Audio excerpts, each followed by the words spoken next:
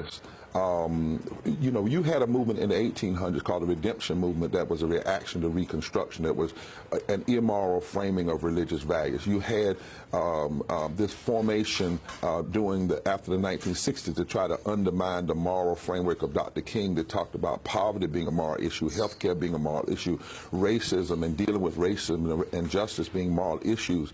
What we have now is this suggestion that the only moral values are prayer in the schools, abortion, and where you stand on tax cuts and homosexuality.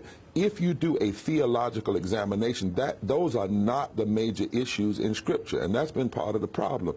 The problem is that in the Scriptures, justice and health care and living wages and how you treat the least of these and the poor and those on the margin, there are 2,000 Scriptures, Joy, that speak to those issues. We've allowed, many times in the media, people to suggest they have a values platform without a critique, without having someone like myself or your panelists challenging evangelicals, when so-called white evangelicals. I think the name in itself is problematic because it does not line up theologically. So the question is, where are you on health care?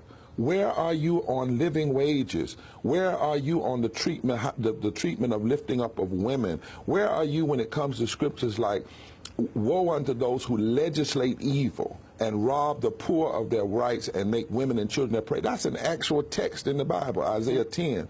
And so we have tremendous problem with the whole theological framing and the way in which evangelicals have even been allowed to call themselves that without a critique. Yeah.